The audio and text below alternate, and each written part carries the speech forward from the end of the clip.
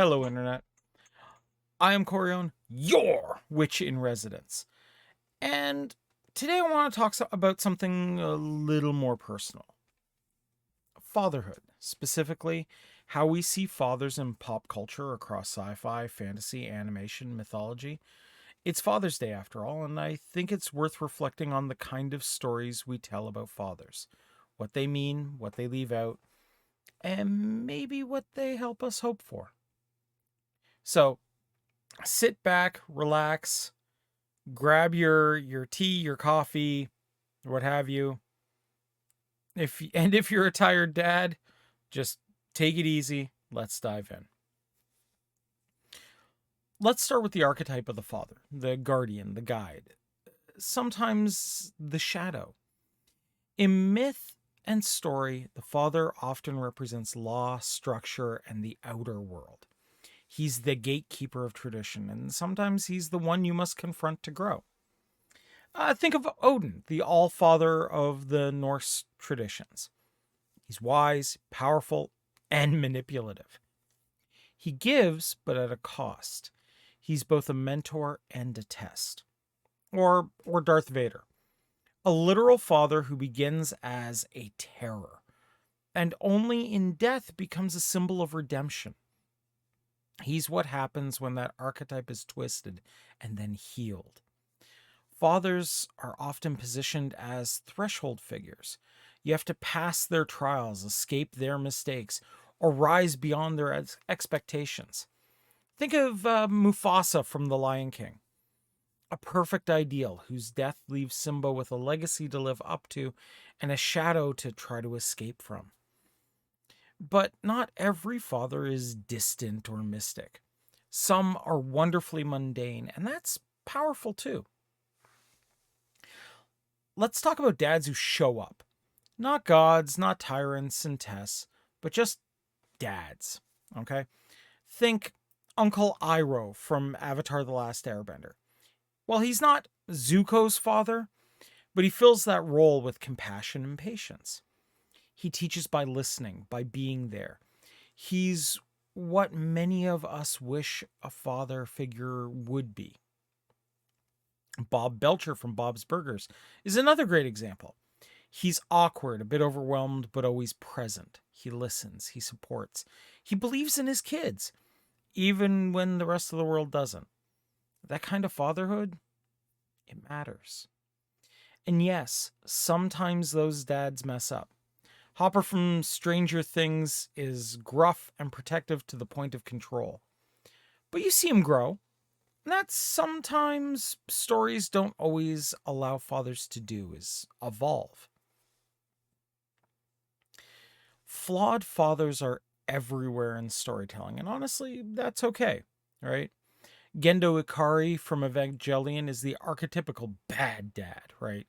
Cold, calculating, emotionally unavailable. And while he's extreme, he reflects a fear many people have, the father who is never there, even when present. Contrast that with Joel from The Last of Us, who's deeply flawed, but also deeply human. He lies, he kills, he protects. He becomes a father figure again in a world that makes love dangerous. That complexity makes him unforgettable. Then there's Tony Stark from the MCU, who becomes a father late in his arc. His father, Howard Stark, was distant and demanding, but Tony overcorrects by becoming a protective, vulnerable, and ultimately sacrificial parent. It's a full circle moment, breaking that particular cycle.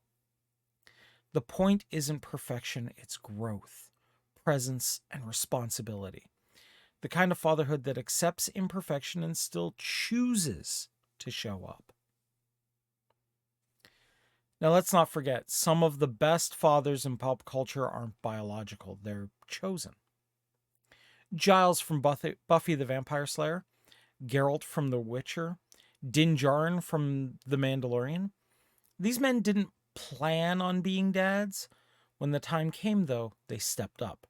Often awkwardly, often reluctantly, but with love. This speaks to something sacred in both Wiccan and queer communities, which is the chosen family. Sometimes the father who raised you isn't your blood, but your mentor, your teacher, your protector. Even Professor X, in his best moments, is less a commander and more of a father to the X-Men, especially those the world rejects. There's a quiet magic in those stories, a reminder that fatherhood isn't about DNA, it's about what you choose to become. Now,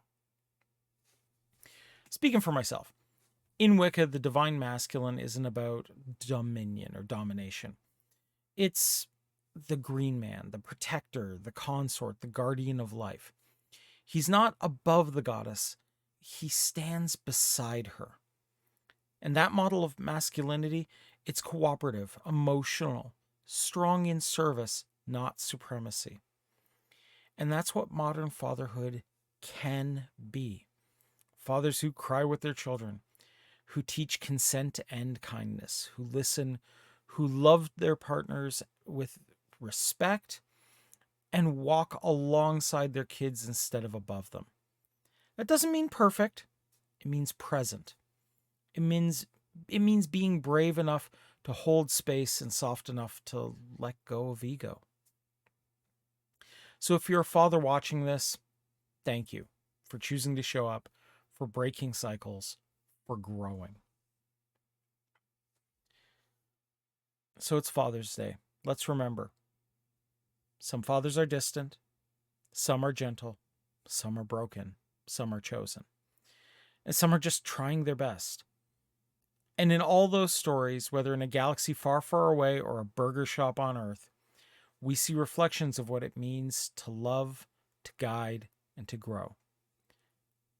I am Corione, your witch in residence, and today I'm thanking all the fathers who made us who we are, and all of us who are trying to be better than the images of fathers that came before.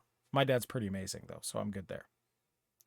So, from one father to the rest of fathers out there, blessed be and happy Father's Day. Merry meet, merry part, merry meet again. Take care, everybody. Bye-bye.